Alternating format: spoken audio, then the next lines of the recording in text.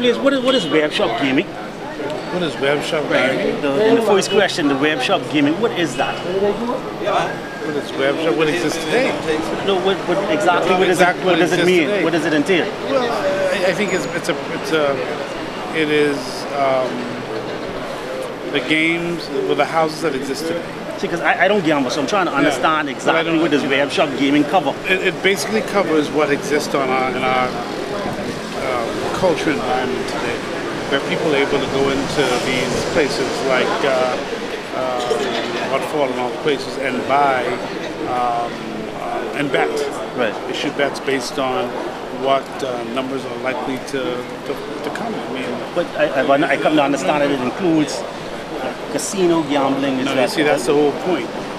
That's why it has to be regulated, because right now I understand they do have some casino gambling or some of the table games that they have in casinos now.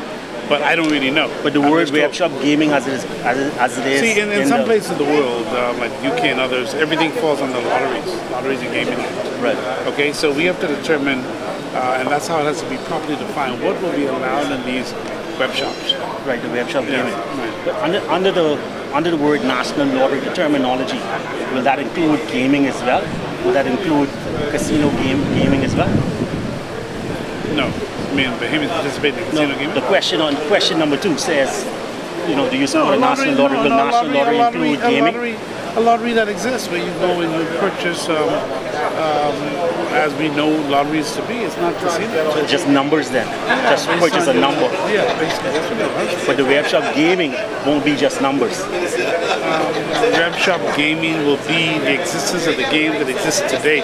It won't be table games and stuff. But on the computer, it'll be on the web, pretty much. You can play blackjack, it's what exists today, but what we're trying to do is ensure that the regulations does not cause for the creation of casino gaming in these shops that exist now. In the web shop. No, we don't want that. So we would not want as a country casino gaming within the web shop. So it'll only be numbers. It'll be what exists today, the games that they play today, and I suppose you call it numbers. I suppose. Don't forget, one time ago it was only called numbers. Well, I understand. We used to call it, it's getting a little sophisticated now. They call it web shops. But I understand. And I think web shops because it's pretty much online. But now I understand persons actually go into the web shops and sit to a computer and actually play slots, blackjack, poker, all of these things are existing in web shops. That's why regulations will have to bring some either normalcy to what we do. So we have to look at all that, all that's existing. You see, don't forget now. And let me put this correctly.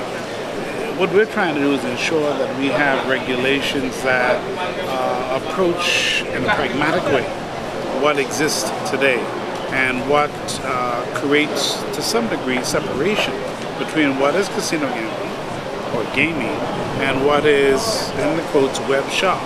Web shop is also a game of chance, but does it require you to sit at the table, and are you going to participate in blackjack or baccarat or poker? We don't think so. Okay. In fact, no. What we're doing is ensuring that what exists today and how it began as numbers, where you know that they are betting on some numbers coming in a sequential order to allow for the win. Right. And so that's pretty much what web shop is. Now, the type games, I can tell you, we will ensure that those games are not the games that are in the casinos. Because if we do that, then you just as well have widespread casinos all over. Right. I think I understand why the government didn't take a position, yay or nay, right? But wouldn't it have been better for the public to have known more education on this issue, on the 2 questions from the government? I suppose you could argue that, but don't you think the public is aware of a lot of stuff already as it exists today? I asked a lot of my colleagues, and nobody understands what web shop gaming means. The truth is, they are. I think, let's be real. In our country for decades, in fact, we've been seeing this whole numbers issue for decades. Right. And the problem is we will talk about being a law and order society. How could you be a law and order society when something is traditionally considered illegal or unlawful, but children are watching parents and everyone every day going to buy numbers? Right. So first of all, you have to make an end to that. You have to cause in a society where Bahamians, if they're going to participate, they must know they're participating in something that is accepted by the norms and values of the society and by law as legal. Right. So that's the first thing. Now, the education of it all is one of the things the government was trying to not find itself in to be promoting any particular decision. Because if the government finds itself as a promoter, then you know what's going to happen. I think what the government has to do, and you should see some of that this week, you're going to see the pros and the cons presented by, and of course, the addiction. Because there is that big question.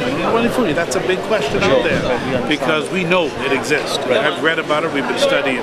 So we've been looking at ways in which to do it effectively to ensure that all sides are presented, all sides of the argument. Pro sides, according to the persons who own and participate, and of course the con side, by those who disapprove completely. And of course the other factor, which is anyone who finds himself in an addictive form, we know the damage and the dangers of that. So we're going to make sure all that's out there.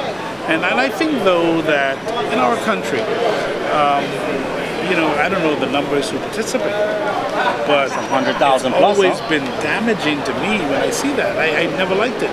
I never liked the fact that Bahamians are out there participating in an exercise that is considered illegal.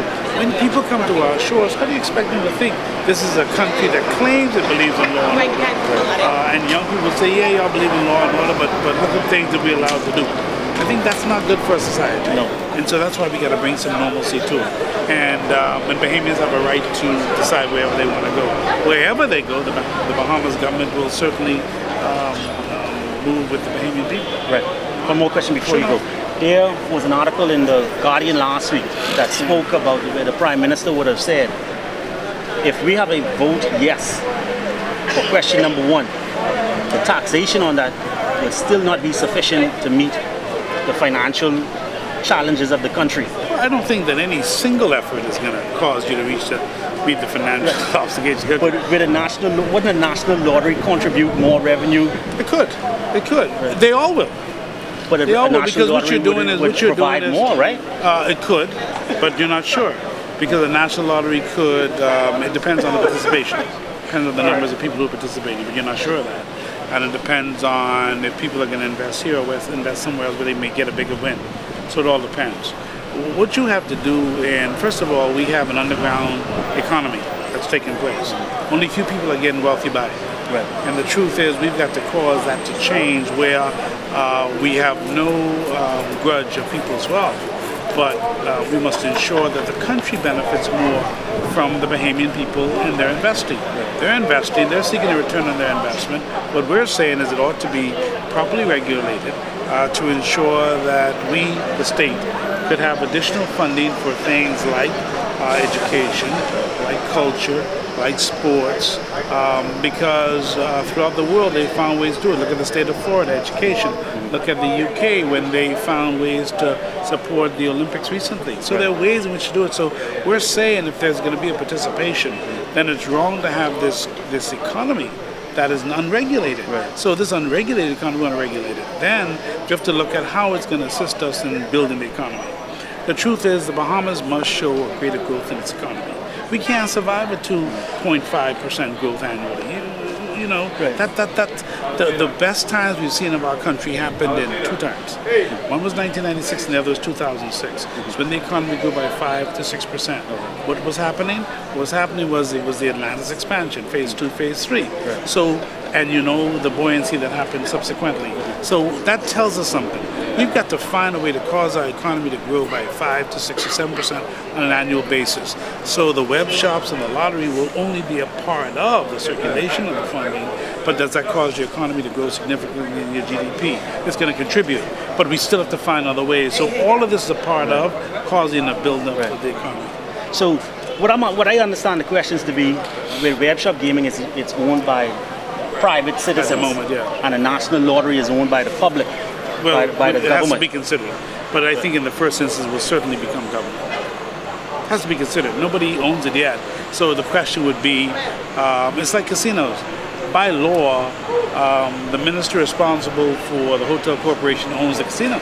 Right, that's why I understand. By law, I own the casinos. Exactly, I understand. And so I let a license. Right. So we might do it that way. By law, you would own the casinos, or own the lottery, and you then will engage privately. Just exactly as it works now on the within the hotels. Exactly. So there's a way to do it. We just got to find. That's why we're sitting down with lawyers, experts from around the world, domestically as well, and talking to people about the ways in which it can be approached. Because face it, it's brand new. Right. Very few countries even got it like this, so it's very brand new. So we've got to find the right way to do it, where all Bahamians will, one, be satisfied that there's integrity. Right. Because that's the worst thing in the world, if people believe some teething going on, or people believe somebody getting something on the table, so you got to put some integrity there. So the laws have to be correct. And then the management of it, the monitoring of it, which means the technology is required as well. And then how do we ensure that the country is benefiting? How do we ensure that the fees are being paid correctly? How do we ensure all this is done? How do you monitor that? So it is complex. So is it safe to say prior to going in the referendum that we really do not know exactly how it's going to work? No, it's not safe to say. What you should say, and you can say, is that we are working assiduously to ensure that we do have a mechanism that is workable and acceptable globally. Okay? Yeah, thank you, my friend. Thank you so much for your time. Thank you. Just hang